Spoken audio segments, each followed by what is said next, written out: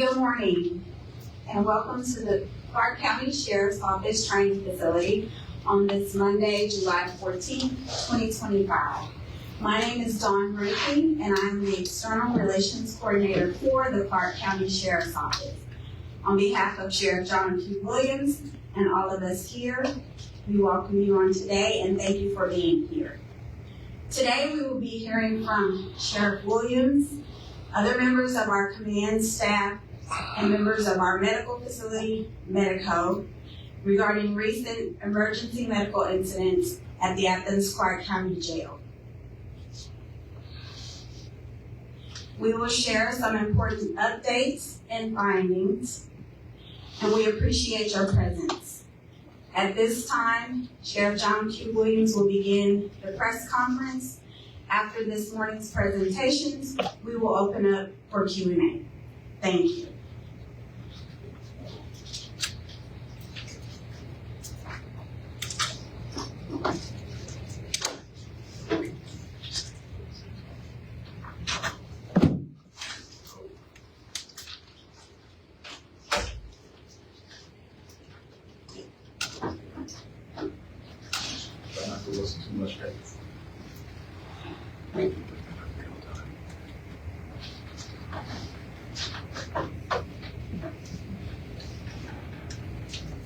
All right. So first of all, I just want to say good morning and welcome again to all media, staff, any elected officials, and community stakeholders. I want to make sure I start this by addressing the families who have lost loved ones during the last few months while those individuals were in the care of the Clarke County Sheriff's Office. Any death is unquestionably a tragedy. And the only number that we strive for is 0 deaths of incarcerated people. There are no words to adequately express the profound sorrow and regret that I and everyone at this agency feel at the collective passings of the following individuals: Torrance Bishop, Shabazz Wingfield, Boise Howard, and Brent Bowley, all while they were in our custody. These are unimaginable tragedies, and my heart breaks for each and every one of you who have any connection to these individuals at all. They were members of our community, and their lives matter. So I understand this is an incredibly difficult and painful time, and I want to extend my deepest, most sincere condolences.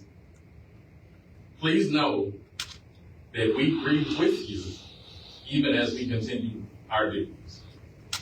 So I know many of you have questions and you deserve answers. I want to assure you that comprehensive and impartial investigations into the circumstances surrounding each of these deaths will continue. This includes, but is not limited to, a thorough internal review of all of our protocols, procedures, and the care of your loved ones, working closely with the Athens-Clarke County Coroner to determine causes of death. And as is our policy, we have asked that the Georgia Bureau of Investigations, the GBI, steps in to helm the investigation as an impartial source or resource. They will review all available information, including our adherence to policy and procedure, as well as best practices. Out of respect for the integrity of these investigations, and to ensure that all the information is accurate and verified, there will be some specific details that we will not be able to speak on at this time.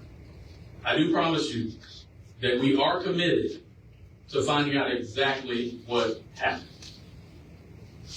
I'd like to shift briefly by bringing in a little scripture. In the beginning was the Word, and the Word was with God, and the Word was God. He was in the beginning with God.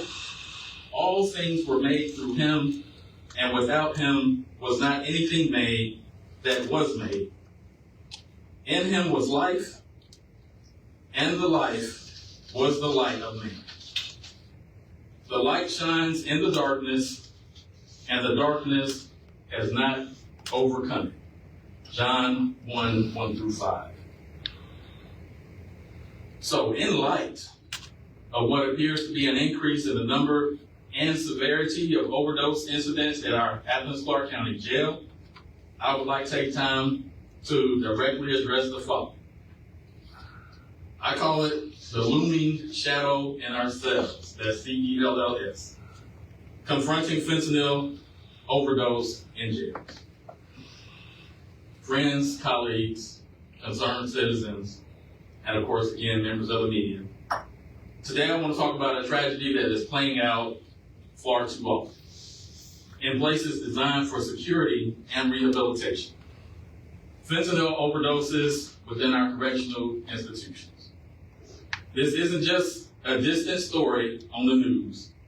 It's a stark, painful reality that touches our communities, our families, and the very incarcerated people that we house here. Imagine the scene. A locked cell, a sterile environment. Yet somehow, the deadliest drug of our time finds its way in. An incarcerated person, perhaps struggling with the demons of addiction long before ever walking through those gates.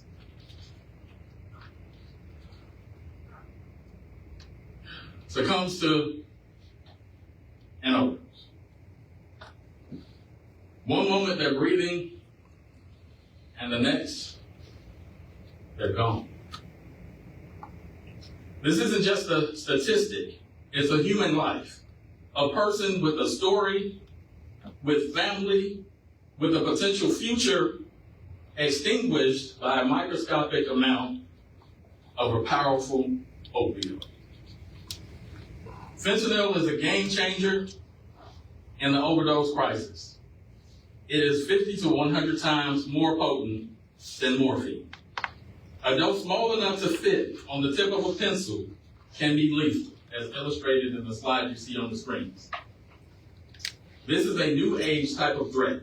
It is something far more insidious than drugs of the past.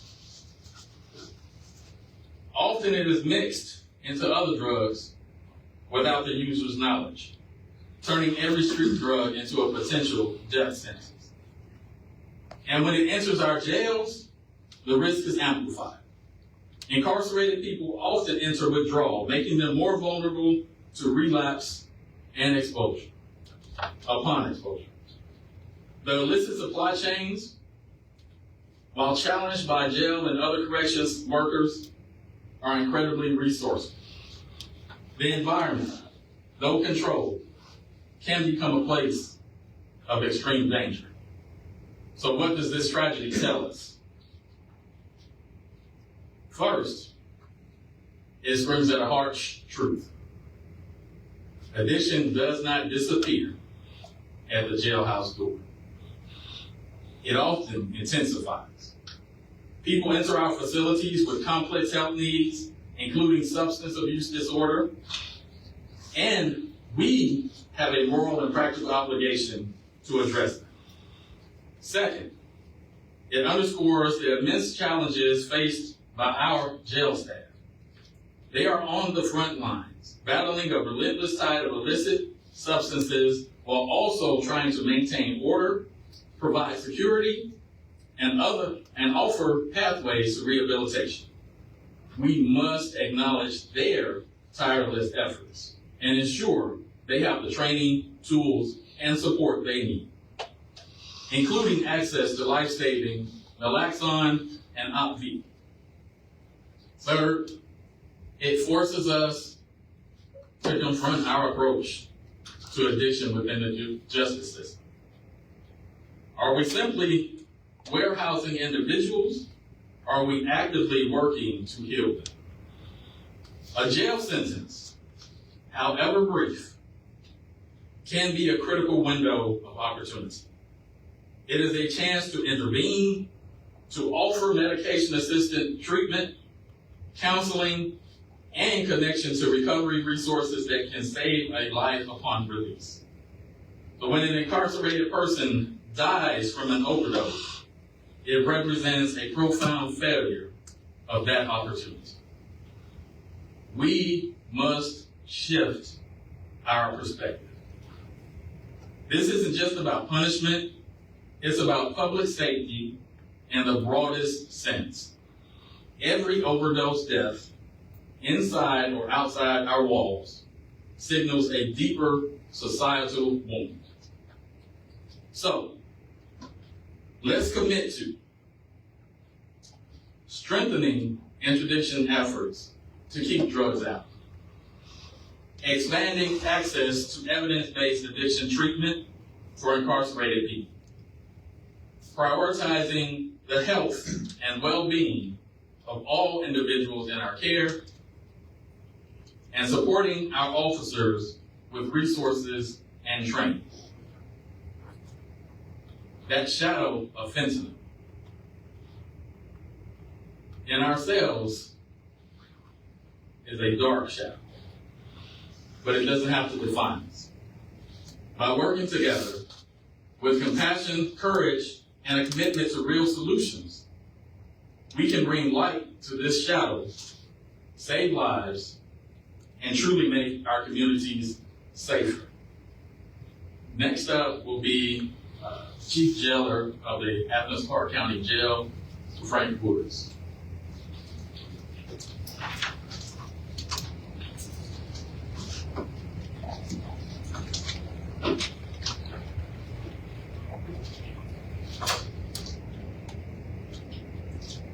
Good morning, everyone, and thank you for coming out, giving us an opportunity to speak. The Sheriff said, my name is Frank Woods, the Chief Deputy Jail Operations here at the Clarke County Sheriff's Office. I often say that operating a jail is like managing a small town. We have to think about all the same issues we're facing in the broader community. Right now, one of the most significant problems impacting our community is addiction. It's a disease that has hit our county hard, and the jail is no different. One of our biggest concerns and highest priorities is safety. Addiction poses a great risk to the safety of the residents who are in our custody. I want to assure you that we are aware of the risks associated with addiction and that we are doing everything we can to mitigate those risks.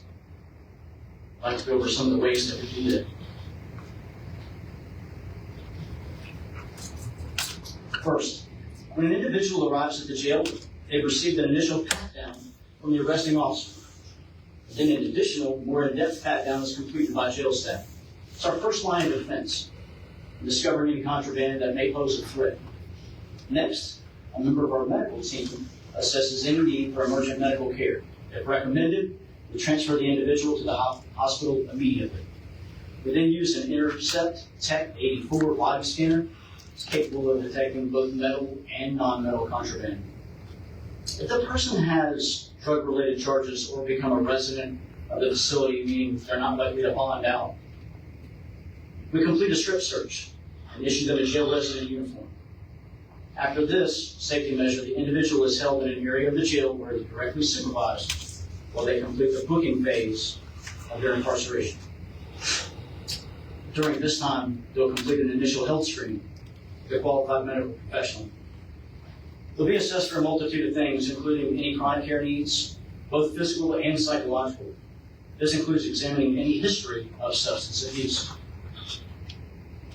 They then make recommendations for care, the medical professional. For our residents struggling with addiction, this may include placement on a detox protocol in our medical unit. I think it's important to note at this time that incarcerated residents are asked questions about their medical history. Some individuals have limited access to health care and/or are poor historians of their medical history. Others may not trust the process and refuse to disclose drug usage. Also, I think it's important to remember that HIPAA applies to an incarcerated person just the same as it does to a citizen in the community. At that point, we've done everything we can to prevent substances from entering our jail on a person who's coming through the intake process. During the incarceration period, qualified staff develop a plan to continue any ongoing treatment for substance use. This may include MAT, may include classes, counseling. Before they leave our facility, we will work with them to make proper referrals for the continuation of care after discharge. We are aware that most deaths from overdose of persons who are recently incarcerated happen within a month of release. Through our programs and referrals, we create a bridge to care in hopes that there will not be any break in treatment from the time of release. We want to see people in recovery. That being said, I do believe we can do more. We faced significant staff shortages, which are working tirelessly to overcome. Our camera and control system ability is antiquated and failing. Additionally, camera coverage is limited. Budget requests for funds to replace the system have been submitted numerous times and will be again this year.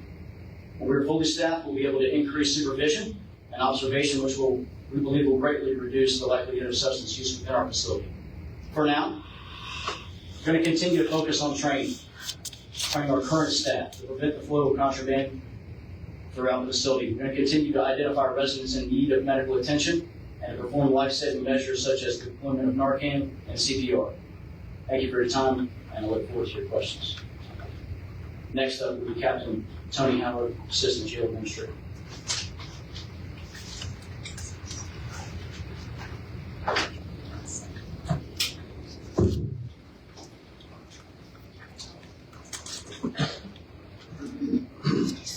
Good afternoon. I'm Captain Tony Howard, Assistant Jail Section Commander at Athens-Clarke County Sheriff.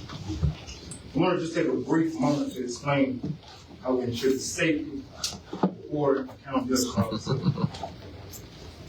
want to talk just a little bit about jail procedure when people come to the door. One of our rules, all individuals are searched, screened by medical staff and classification. They're then set up for bond hearing. Everyone is housed in a classification unit. They're ready to be housed with their respective unit. At the beginning of each shift, head count roll call started to make sure everyone is present and safe. They are within the jail check, not just see every 40 minutes come out.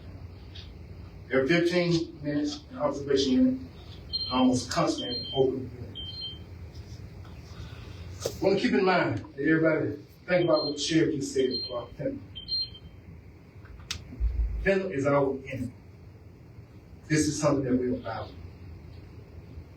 Not sure if you all believe God and the devil, good and bad, but this is our enemy.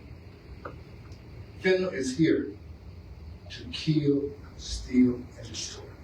Not just the people on the street, the people in this jail. Purpose of jail check. Our jail checks are not just routine. They're critical, very critical.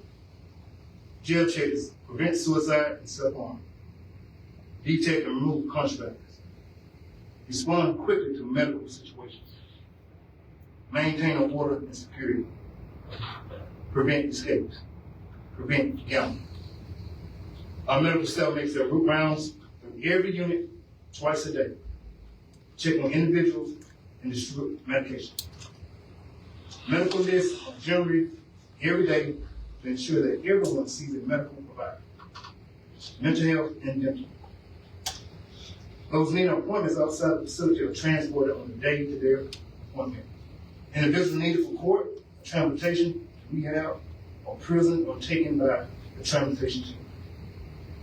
We house people not because we want to, but because it's mandated by law. We don't want any more people here than necessary. But all this being said, we're changing shift, jail operations. We're scaling back from 8 to 8 to 6 to 6 day operations for the shifts. And that is aiding inmates in their medication, professional visits can start more on time, 8 o'clock. No more rushing for bond hearing, helping with the weekend meals, and supporting the court and jail staff. Training can start on a more appropriate hour from 8:30 to 8 o'clock. That's all I have to do right now. At the time, I'm trying to let you know.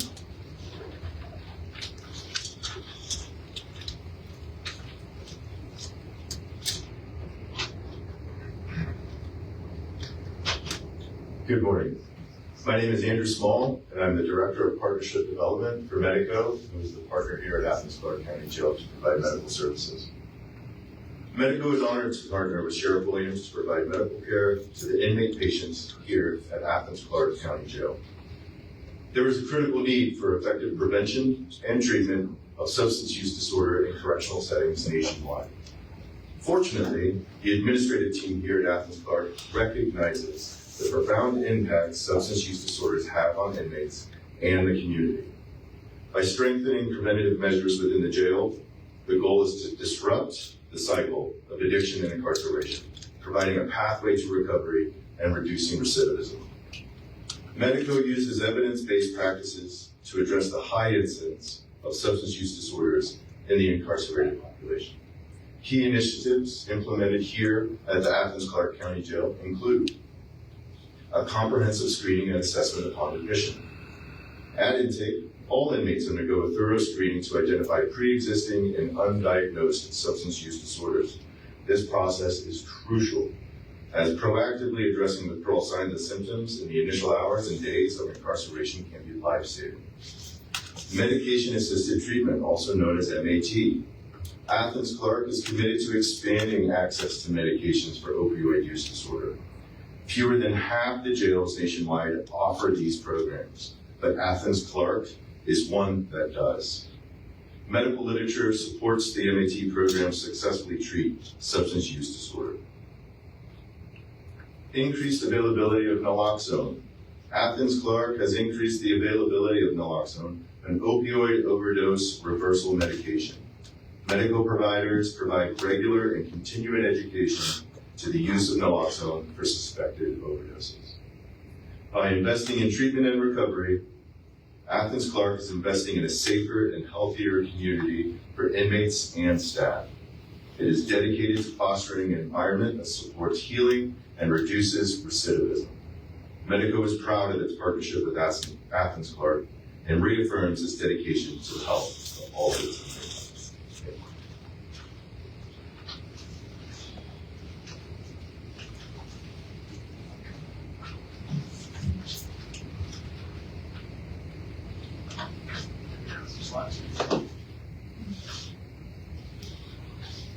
Okay, we have just a few slides that we had prepared that we want to make sure that we hit.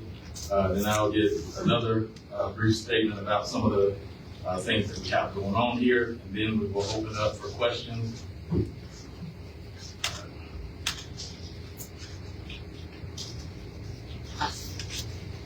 So this one is an example of a scan from our Tech 84.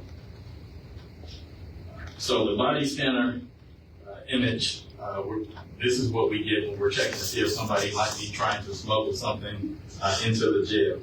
Just for a moment, just kind of look and see if you notice anything that would be of concern.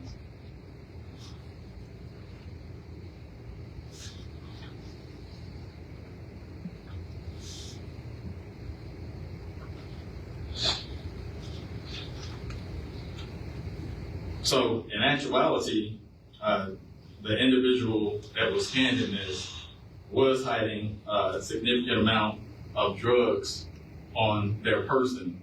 It was located, if you can't see it, I'll just kind of describe it. So on the image, where you would see would be a man's penis and testicles. It is actually just pounded out very thin, and it was in that area between the anus and the scrotum. We found that not on this scan, but we found it during a cursory search at that time of that person. So that's just kind of an example of the tools we have and the things that we are looking for and how we actually find them. Next. So this chart here, the detox identification protocols, what it shows is it highlights the collaboration between the Clarke County Sheriff's Office and our medical company, Medico. By working together, we are able to identify patients who need to be placed on detox protocols early in their stay. This proactive approach allows us to provide better care for this population while minimizing those incidents. So you'll see the numbers, what opioid or benzo or alcohol are involved during that time frame, and this will be available to you in those media packets as well.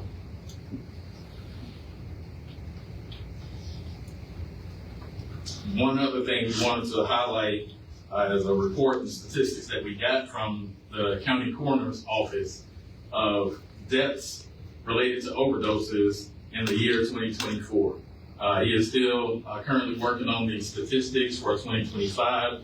They are not available yet, but what the chart shows here is that in 2024, the coroner's office reported 46 overdose-related deaths, with 23 of the individuals of those 46 having previously been housed in the Clarke County Jail. This affirms the strong correlation between incarceration and drug addiction and highlights the widespread presence of substance abuse, use disorders in the criminal justice system. The graph shows the time lapse between their release dates and time of death. Often with all 23 of these within 12 months of being in the jail, they were deceased. And only one of these that we were talking about that actually passed away in the jail. The rest of the 22 passed away after they were released. So that, to me, is definitely a eye-popping and shocking number. So it's not all gloom and doom. I want you all to definitely be aware of the many things that we are doing to try to prevent tragedies such as these. Working with other law enforcement to eliminate the sale and trafficking of fentanyl. We do have a member that is on the Regional Drug Task Force. As we increase our staffing, we hope to increase those numbers and have even more support of that task force in getting drugs off of the street and out of our community, and also, of course, preventing it from entering the jail.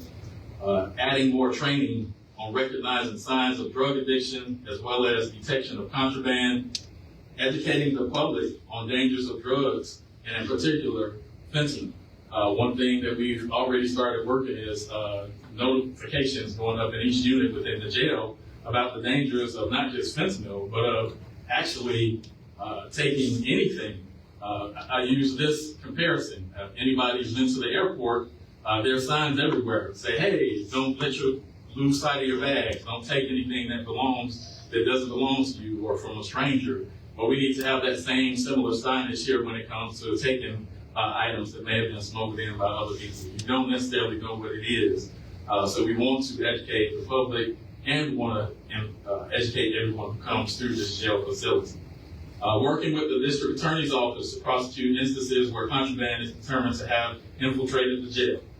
There have been issues in the past where judges and prosecutors may have shied away from prosecuting incidents that happened in the jail, whether it was an assault on another inmate or jail staff or anybody, because it's kind of seen as, I guess, par for the course when you're in a jail environment. Well, we want to work with the district attorney to make sure that we prosecute these cases so people know there are consequences even though you're already locked up. We want to bolster our addiction recovery and treatment programs for those incarcerated and work towards connecting them with more resources when they return to the outside community. And to continue focus on developing and sharpening life skills, training, and job readiness. One thing, a quick note, when I first took office in 2021, a problem that we had at that time, I don't know if you've heard of this drug called Spice. Many different names, but essentially what it was, people would douse letter envelopes and mail with harmful chemicals. So it might be Raid bug spray, things of that nature. They let it dry, and then they would mail it to someone in the jail. That person in turn, expecting it, would use, say, an electrical outlet to spark a fire, and they would smoke that piece of mail and get intoxicated as a result. We were able to eliminate that by changing how we do mail. Now mail comes in, it's delivered digital. It's scanned and delivered to anybody on their tablet so they can actually see it. Because that's not my phone, that's why. But that's one of the things that we did, and for the last 3 years, the instances of anything like that infiltrating have decreased to an almost non-existent status. Fentanyl is different. As you've seen on that graphic, that small amount, it doesn't take much more than that smoked in to affect a lot of different people. So some of the things of note that we've done in addition since then, we have many partnerships, not just medical, increasing medical, mental health, and drug addiction treatment options. We have partnerships with community leaders, and I was reminded earlier by Shane Sims of one such thing. We've partnered with PLR, and they applied for a $350,000 grant because while we do have a reentry program that we've started in 2022,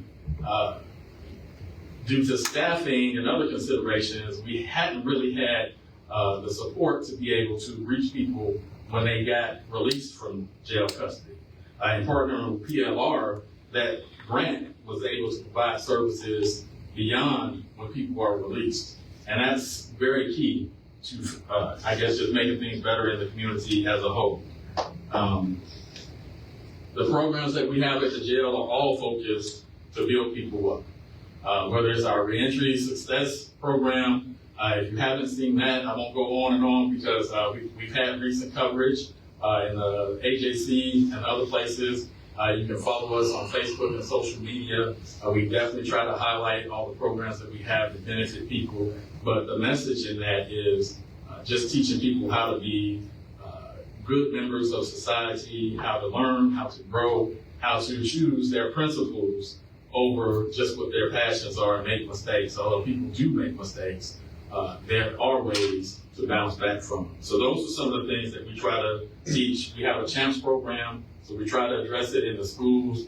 Fifth graders, they learn about just basic life skills, including the dangers of drug use. Those are the things that we're going out to the schools to teach. Our many programs that we have, back to school events. We're always reaching out to the community to try to educate and uplift and provide other opportunities. Because sometimes people just need this little thing called hope in order to turn their lives around and do things better. Number one dads is another one I just want to make sure we remember. Having men in jail talk about just the process and the importance of being fathers and being present in your child's life. It's often a key relevant revelation when people just turn around and they realize some of the mistakes they've made in fatherhood and parenting. And we promote all those things. And we have several other programs that we have, but I want to definitely be respectful of your time, and we want to go ahead and open up for any questions that you may have. I got 2 fingers up, that means 1, Tim. Go here first. Yeah, hey, Sheriff. Just to confirm, do you believe these 4 deaths, the recent deaths, are all fentanyl-related overdoses? So unfortunately, I can't speak to that directly. We have had more instances, and we do believe that we have identified the most recent source for where that fentanyl was coming in.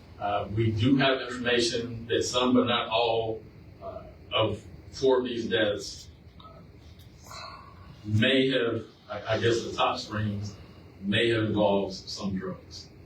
And likely fentanyl. Yes, that is the belief that there was fentanyl present in at least 2 of these cases. And possibly the other 2. Possibly. And the last man, Mr. Bowling, what was the stated death? Was he one Not that was taken to the hospital on the 9th? Thank you for asking.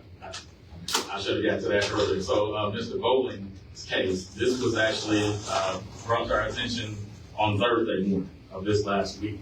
Mr. Bowling, during what I think Captain Howard and the chief spoke about, when we do in the morning is pill calls, medical comes around, they distribute medication that has been prescribed, and they check on people. Mr. Bowling was in his cell, and he said he had a medical concern. I can't go into complete detail, but he said he had concerns. He wasn't feeling well. The nurse began attending to him. During that course of that, his symptoms worsened. We immediately got him to the hospital, and I'm not gotta walk a fine line with what I can say, but ultimately the decision was made that he was not going to make it. He was actually already released to the family. It's one of the things that we do just in being good stewards. If somebody's in a severe situation like that and we're not able to provide the medical care on site, we speak with the judges and the prosecutors and say, okay, is this somebody that we're going to keep in the jail, or are we going to let them be tended to the best possible at the hospital? So at that point, the last I know, he was still being kept on life support.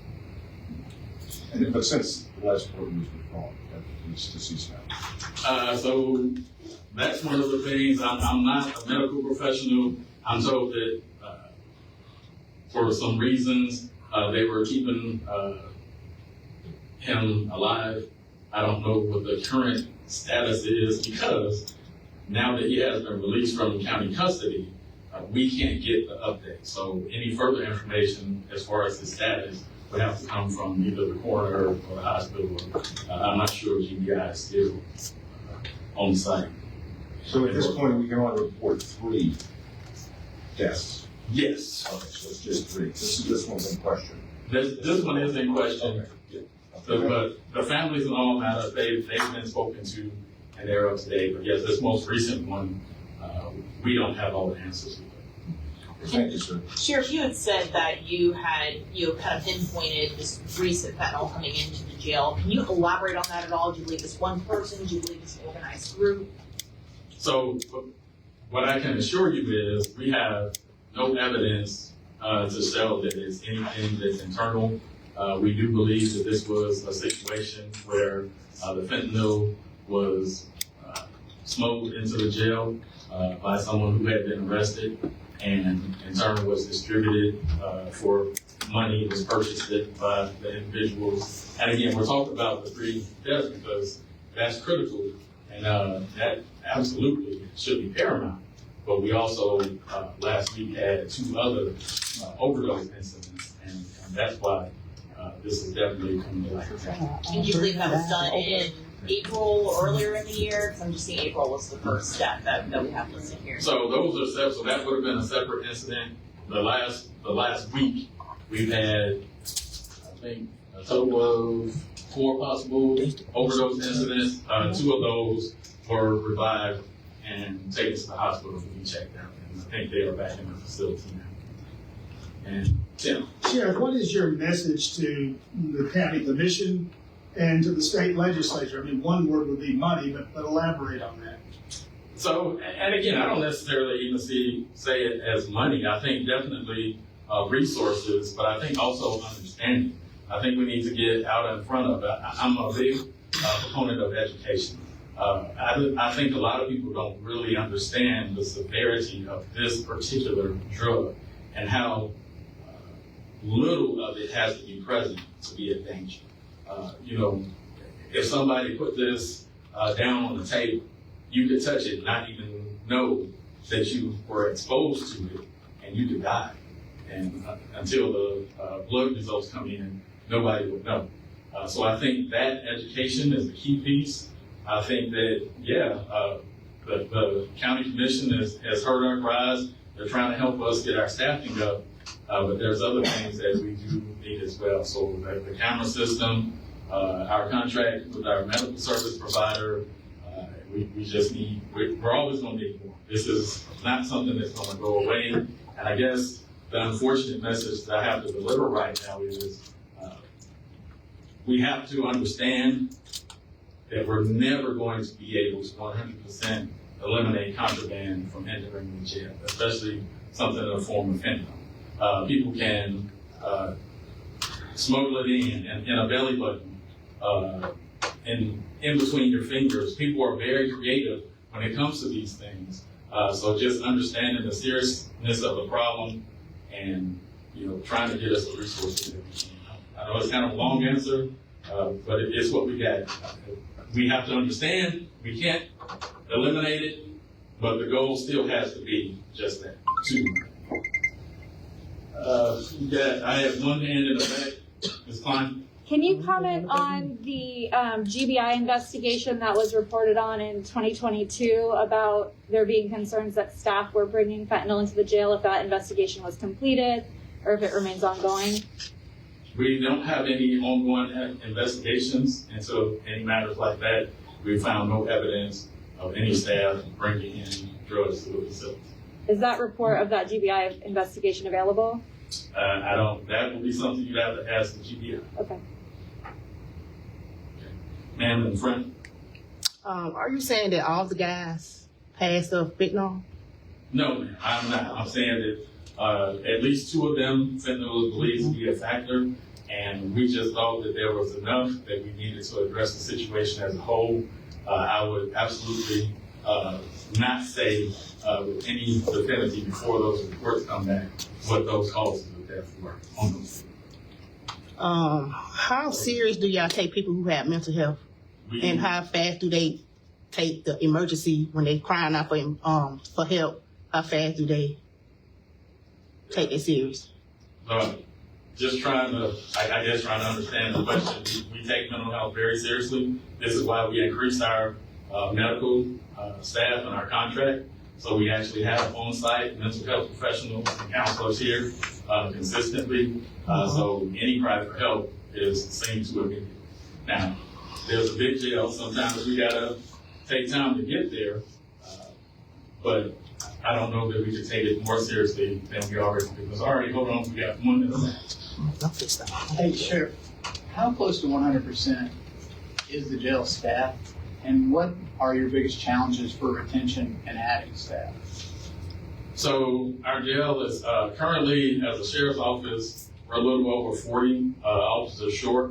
And the jail staff numbers, we should have about 20 people per shift, and we're averaging 10 to 12. So just with that percentage, it's very low. So where we should have 2 people in each unit, there are times where we only have 1, or we have to have 1 that's checking multiple units right now. With the recent increase to salary to be on parity with other law enforcement agencies within the county, we have a recruiting strategy that we're amping up because that's just taking place now, and we will be recruiting. There's all types of factors that go into that. Right now, we have a $10,000 signing bonus, so this wasn't meant to be a recruiting event. But if you're listening or if you know somebody, $10,000 signing bonus. It's a good career. It's a stable career. So it's just about getting the bodies and the qualified candidates in the door now, I think. Mr. Hardy. Yes, sir. So this seems to be a growing problem, not just at a local level, but statewide. I see a lot of research going out with it coming into federal prison, it's coming into state prison, and it coming into jail all over the United States. What would the sheriff department need to make it more secure here? Besides the staffing part, do y'all need anything to make it more secure here? So I think we can always upgrade the facilities. What Chief Wood spoke to, upgrading the camera system, getting the sliding doors to better operation. And of course, it is going to be as far as like staffing. We have more eyes and more hands on, so we don't take extra time getting the people that might be in need of help, then that's always going to help that situation. Really, aside from that, it's just time and it's following best practices, and we need to keep growing these partnerships. We need to know that the community plays a part in it as well. So that education piece, we want to get that out and make sure that people have the facts and they don't just go what they see on social media or on a Google search. There are things that you got to look a little bit deeper in order to find the true meaning behind situations. Yes, sir. Commissioner. First of all, I'm here as a commissioner, but a concerned citizen. I do want to publicly show my support, and I believe with the rest of my colleagues. And I guess my question, it's not even a question, and I think Mr. Hardy kind of alluded to it. You've had a very difficult time just making the ends meet all this time. And I guess I do appreciate the fact you're talking about education. I do think that my colleagues throughout that are elected, they do not have the in-depth understanding of fentanyl and mental illness. So I guess my thought would be, as a commissioner, how can I help you help the Sheriff's Department educate my colleagues? Is there a work session that we need to do? Is there reaching out to PLR to educate more? Because it's not going to go away because of the sheriff's office. So what and if it is funding, if it becomes to a funding issue, but how can I as a commissioner support you more publicly to get to the crux of the problem? So it's all those things, man. Okay. Just honest, when we put them all together, that's why I talk about community partnerships all the time. There isn't one person that's going to fix this. There isn't one organization that's going to fix this, be it substance abuse or mental health issues. We need to work collectively, but we can't. I guess what I say is we got to get out of this situation where everybody is siloed and they feel like, oh, this is my thing. I'm going to do this, and nobody else has a say. They can't come in. We have to be at a point where we're willing to look at resources that other people have and pool them together. That's what we do with our reentry program. We try to find these resources so that not only while people are incarcerated, when they get out, they're actually linked to mental health services, to services like PLR, to services to help find housing, even if it's temporary. Affordable housing is a real concern, and we see it all the time. And so I guess my ask for the commission would be, hey, come out here more, see what we're seeing. We've opened up the Sheriff's Academy. We didn't have enough interest to put it on this last go-round. We need to have a few people that come in, and you come in, you learn about everything that goes on in the office of the sheriff, everything that goes on in the jail. You get to take tours, and you get to see firsthand. So there's no assumptions made. There's no guesswork. You actually get to see what is actually happening on an average day and what we deal with each and every day. So I think that we definitely welcome the commission to come out. We welcome the Peace Corps to come out. We've had a few takers, but we need more, and we need, civilians, the citizens to come. If you want to be educated, you want to know what's going on, come sit. This classroom right here, we open up to the public. We're going to be opening up for other trainings that we do, not just for the Sheriff's Training Academy, but for if we're doing use of force training, if we're doing a safety workshop, if we're doing something for women's self-defense. All those things are taught right here in this area, and that's part of the reason I wanted to make sure we had this press conference here.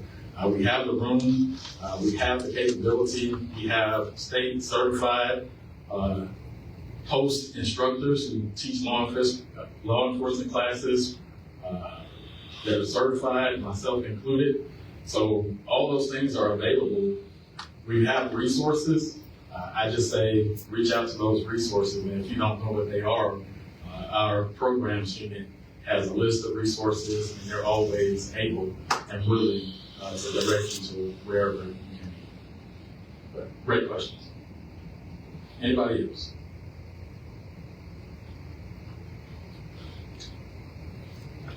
Anybody, anything that we need to get out from you? Want me to touch on the mental health piece a little bit? I can. Yeah, step on run. And with regard to your mental health question, I'll talk about it from two different sides. So when we got the new medical contract, the commission granted us the money to get it. We're thankful several years ago. So expanded the staffing so that we have 2 master's level clinicians, which are therapists in talk therapy. We also have a bachelor's level clinician that does cares, discharge planning, things like that. A psychiatrist, and then a mid-level PA or NP? NP. So what happens is they work together. We'll talk about mental health, mental illness. Both. Mental illness. So we have a person who's looking at a 30 years that maybe their attorney gave them bad news, maybe they found out they're losing custody of their children. They can talk to one of those talk therapy counselors, mental health clinicians, about how to work through that, also about getting resources. Or maybe we have somebody who's homeless that's going to be getting out. They can talk to them about, I'm going to be out and I'm not nowhere to go, I don't know what to do. That's part of it. For persons who are SPMI, significantly mentally ill, we have weekly meetings, and those therapists also work with those individuals who are unable to advocate for themselves. And unfortunately, that's across the state. You see, that's a large population in jails. And so what they do is they look at the person's, what's going on with that individual. Are they not eating? Are they not coming out of the cell? What can we do differently? And they meet on a daily and then on a larger scale, a weekly basis with the psychiatrist to adjust medications or refer them to taking medications. And then also put them on the GCAL board to try to get them to the state hospital to get a higher level of care. So if that answers your question. It did. Yeah, so 2 of the individuals who passed away were had been ordered to in-person mental health treatments. They were on a waiting list for a state hospital. I know the last person who passed away, it was almost 300 days since they'd been ordered to receive inpatient treatment. I know that you don't have any control over the waiting list at the state hospital, but is there any effort to try to offer that treatment in the facility, as some jails do in the state, to help alleviate that shortage? That's an outstanding and informed question, and I appreciate it. And I can't speak to it from an educated perspective. We meet with our therapists and our team on a weekly basis, and we look at who's on that GCAL board and the persons who are trained in that area, work with the state hospital to try to get the patients with the highest need those beds, and that's absolutely a challenge, and that's one of the challenges that I'm thankful that the commissioner is here, because we do need all of you in the community to help us step that up, because persons who are really should be in the state hospital, the jails are doing everything, and the commission gave us the money to have the resources that we have, but it's not what a hospital has, and it's, I would suspect that it would be. Thank you for your time. And just one other thing, that's a concern that I think I can't speak for all sheriffs, but most of them that I have talked to, that is a concern. And we talk to the behavior health providers about how can we increase those beds. So Commissioner Thornton, that's another thing. At the local level, can we push people at the state level to increase the services and the beds that are available? Because again, I agree, for a lot of people that are suffering with mental health concerns, jail is not the place for them. And sometimes they just end up there because they feel like it's safer than just having them somewhere else. So we definitely want to address that. One more thing about the drugs, and I'll hit you last, Shane. I do want to point out that we do have a position at the jail that is largely focused on preventing contraband and gang activity and all these other situations that can happen at a jail or prison. We have Sergeant Darius Binion, who is here. He heads that unit. We're trying to build that unit up so that we have more people that are focused on this. So he gathers intel. He stays on top of the trends, how people are getting things in, what the drug use is, where it's coming from. So we do have somebody that is tasked with that consistently and daily. I just wanted to make sure you all were aware on that. I'm sorry, Darius. I saw you over there the whole time, but I guess I was just a little nervous.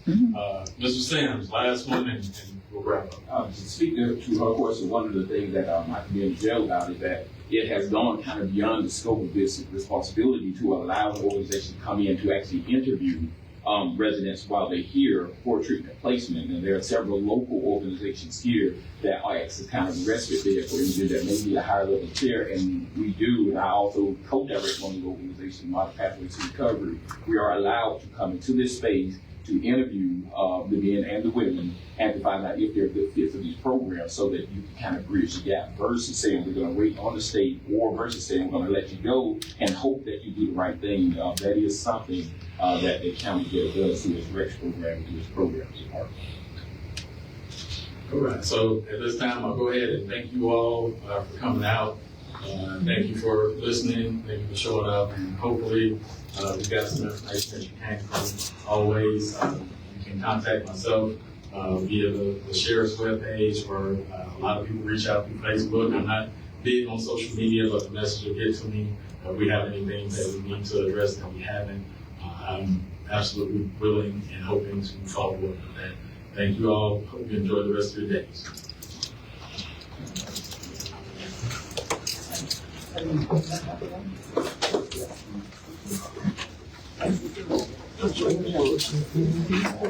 Bullshit.